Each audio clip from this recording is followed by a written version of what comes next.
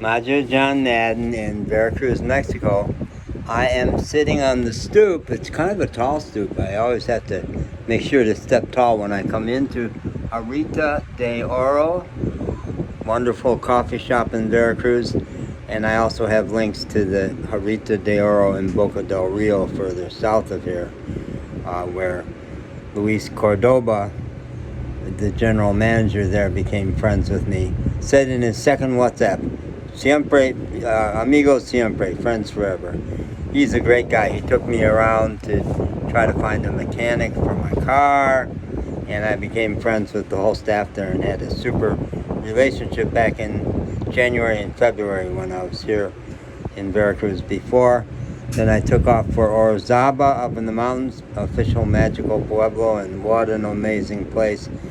Really hesitated to leave there at all because I was so happy up in the mountains there, and it was not humid like it is down here. We had some hot days in March. But my car got stolen in Orizaba. Yeah, and I'll confide with you, I really will never know if it was stolen or towed. It was so obvious to me that it was a legal spot, and when I got dropped back off there by a taxi that night, there was another car parked in exactly that spot, so somebody else was thinking it was safe. But when I posted on YouTube about my car being stolen, one of my YouTube followers said, no, it was towed by the city and it's at the municipal lot. And I wrote back and said, how do you know that? Are you in Orizaba and you're following my YouTube? Or do you just knew how to sleuth online and find out? He never answered. So I keep going with the story if it was stolen, because it's easier. And it didn't make any difference because I had no documentation on it. And I'm going to tell the story about why I had no documentation on it.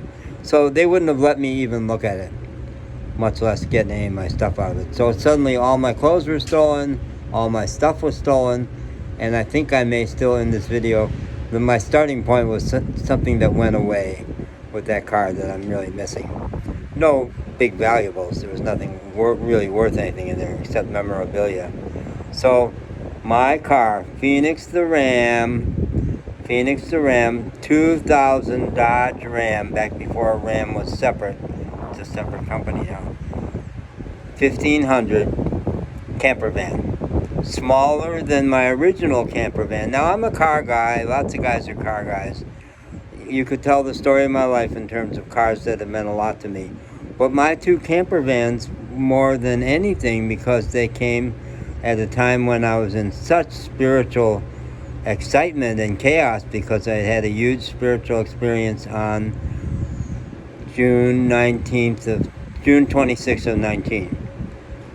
And then left the city of Asheville when the COVID hit. A friend said, come out to the mountains March 20. About 3 days after downtown Asheville shut down, I went up to the high mountains and spent a year out there, and with help from a friend moved from my little Suzuki SUV to a big old Ford Econoline camper van, 88, with like 230,000 miles or something like that on it.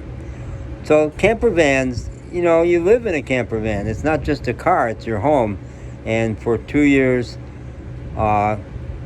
Narwhal the whale, I gave it the name of a whale because it had a turning radius like an ocean liner, and because I was at that point in a dry county in Appalachia. And Narwhal the whale, Narwhal was my favorite winter release, Imperial Stout from what's the big brewery in Asheville? Wonderful Colorado brewery. I don't know. But a great beer. So I love naming my car after a beer in a dry county. And I learned to drive it. I was intimidated by such a big vehicle, but I got really good. I took it places where people would say, how did you get that big rig to the top of this mountain? No vehicle that big ever comes up here. And I said, I screamed and shouted a lot, but I did it. So I loved that car. It had the Ford 5-liter engine. Incredible monster engine. I drove that car in the mountains 100 miles an hour. I did. Slowed down to 80 for the curves. Hit It really, really would grab. It was so heavy. It was 6,000 pounds. It was back when they put really heavy sheet metal on. I used to say it was like a armored car. I interviewed a guy who was traveling similarly in his van. And I said, how heavy is this Chevy? And he says, 3,000 pounds. And I said, mine's 6,000 pounds.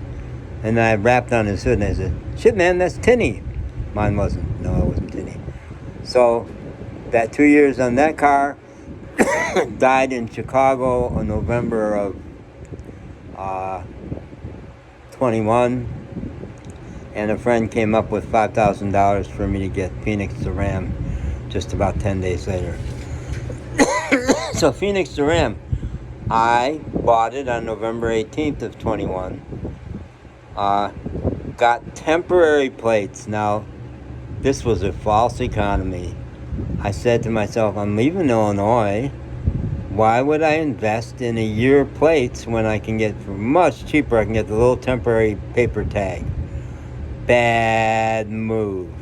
Because before that temporary tag expired on February 18th of 22, I discovered that back in Asheville, North Carolina, I had left 2 moving violations. I only even knew of one of them. Got a call from them. Your license has been suspended, man, because you missed 2 court dates. And I was moving so much I never got the court date announcements. So by the time I went to renew my plates in like New Orleans or Texas, I couldn't because I didn't have a license. I didn't have a legal driver's license. So that meant that all through Texas and Mexico, I was illegal.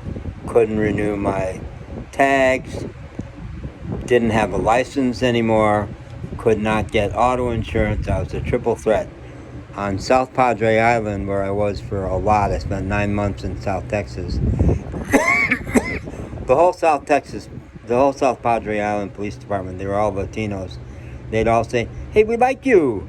We don't want to put you in jail. We don't want to impound your vehicle. Would you please go to Mexico? You say you're going to Mexico. Do it, man. Because we're going to have to enforce something with you eventually. They were great guys. But that also meant no matter what you hear about crossing into Mexico, at least when I came across a year ago, the U.S. website said something, the Mexican website said something. The truth then was tags. You didn't need a driver's license. No. You didn't need insurance. You didn't need to show your title. No, none of that stuff. You needed current tags, which I didn't have. And slipped across once at McAllen, real busy commercial crossing, because they were just too busy to look. And when that woman, and they were all cops at that point, it had all been modernized. Forget bribing an agent. Don't do that. No. But when this woman cop rapped on the hood and said, Adelante, go on. I said, woo-hoo, you have no idea how legal I am, miss, bye. But I couldn't stay that time because I didn't even have money. I just had a wild hair up my ass to try it and see. And then I got turned back several times and learned that nothing bad happened from getting turned back. They just sent you back. And then at Progreso, Texas, Good Times Crossing, over in the Nuevo Progreso, Mexico, people crossed for the cheap tequila in the bars and the cheap dentistry. It was a little tiny crossing, and you're into a tiny little pueblo where you have to drive really slow because there's trucks in the street and shit like that, and dogs and people with baby carriages. But that guy on the Mexican side said, you're illegal. You don't have legal tags. You can't cross. And a voice inside of me said, don't panic. That's not his final answer. I bet it's not his final answer. And I just lied my ass. And so finally he says, so you're going to cross just for the afternoon to take selfies because you haven't been to Mexico for 20 years, which is not true. And then you're going back to Weslaco, where you've got your winter Texas RV parked for the winter. Yeah, no, my little van, that's all I had. But I had parked it in Weslaco a lot and liked Weslaco, so that seemed like a good lie. And he says, He says, that's all you're going to do? Then you're going back to Westico? Yeah, after, just get a selfie. He says, oh, go. He was nice. Latinos are so nice. They're amazing. Go. 2 hours only. And then be back. And don't try to cross again until you fix those tags. Thank you, officer. You have no idea what a good life I'm going to have in Mexico. 2 hours later, I was 100 miles south.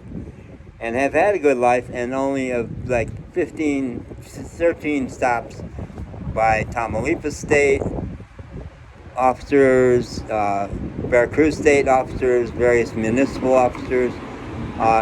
3 times have they ever even noticed the tags, because Mexican cops are looking to see if there's a problem. U.S. cops are looking to see if there's a law being broken, especially a law that will allow them to hassle black or homeless people. That's the truth. And I know that from at least 40 stops in the U.S. over 3 years. Yeah. No, there were U.S. cops, especially in Appalachia, the cops were sweet, and especially in South Texas where they're all Latino. No, they were doing serve and protect visits. But otherwise, Louisville, Kentucky, oh no.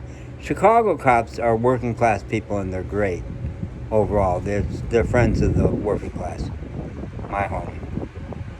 So blah, blah, blah, blah. Okay, I'll just make one quick reference to one thing that went away when my car was either towed or stolen in Orizaba. In Kentucky, I had picked up in back of an old furniture store, there was a Lazy Boy easy chair that they were putting out for the garbage. And the paddle, the wooden mallet, it's a real heavy piece of wood, and that had apparently at some point some kind of little controls in the mallet at the end. Oh, that was a weapon. And that's the weapon that I carried with me in Louisville, Kentucky, when I tried to get my car keys back from the crazy alcoholic guy who had carjacked me at knife point. I was, by God, going to get my keys back from that mother person. And I rehearsed it. He was much taller than me and carried 2 long knives. So it's like, okay, I've got the shoulder bag here. When he goes for the knife, I hit him with the shoulder bag, have this mallet, boom, on the head, and I've got my keys back. But it never happened. He wasn't at lunch where he always went to lunch, so I never had that encounter.